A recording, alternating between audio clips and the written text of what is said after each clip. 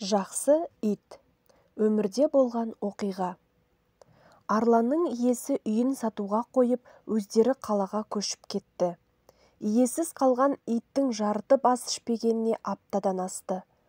Көшуге әрекет жасалынып, көліктер қақпадан еніп, заттар түйдек-түйдек теңге айналып, буыншақ түйіншектер көлікке артыла бастағанда ғана көшірісіп жатқандар байлаулы тұрған арланға назар аударды.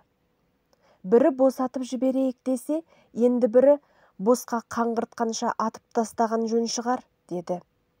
Иттің аянышты түрін көрген көршісі жаңа иесі табылып қалар, обалды деді. Не керек? Арлан иесі өзін қалаға әкетпейтінін анық түсінді. Иесі асыл тұқымды ит асырасам керек болып қалар деп мойнындағы қарғыбауын ағытып алды да арланды босатып жіберді. Арлан иесін қимай көш артқан көліктің соңынан ауылдың шыға беріс қақпасына дейін қапталдаса жүгіріп отырды.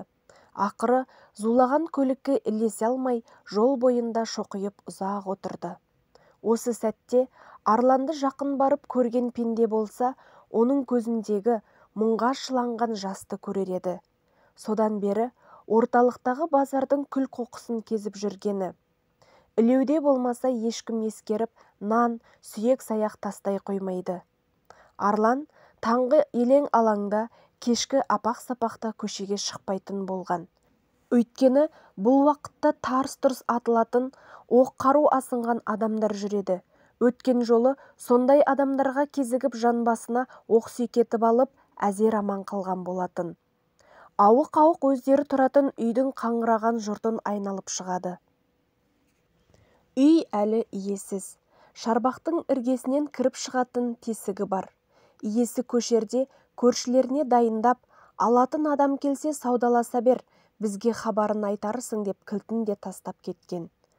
Арланның иесі қалаға көшіпті деген аты болмаса, қаланың шетіндегі кәдімгі ауылдағыдай жер үйде тұрады екен. Көшіп барғалы тірлігі өнбей, жұмысы кері кете беріпті. Жандар ашыған әркім-әркім маңдайдағы жазулы тағдырдан, қоғамнан, анадан, мынадан көріп жұбатуға тырыспақ болыпты. Ауылдан хабарласқан көршісі, сендер көшіп кеткелі ит үйге жан баласын жолатар емес. Ешкімді қауып немесе жұлмалап жатқан жоқ. Алайда ырылдап, сес көрсетіп, үйге жақындатар емес. Әлгі иесіз ит мысықтарды аулайтын мекеме қызметкерлерін шақырған мезетте Арлан ізім қайым жоқ болып кетеді. Тура бір елес сияқты. Үйлерің әзір өтер емес, деді көршісі. Осы сәтте Арланның иесінің санасына әлде бір ұшқын ой сап ете қалды. Таңертеңгі шай үстінде отбасы мүшелеріне қарап, үлкен бала келініммен осында қалсын. Қалғанымыз ауылға көшеміз. Ырыс пен несібені, кие мен қазынамды жұртқа қалдырып кеткен кінәнің кілті өзімізде екен ғой, деген Арланның иесі елге бет алмаққа бекінді.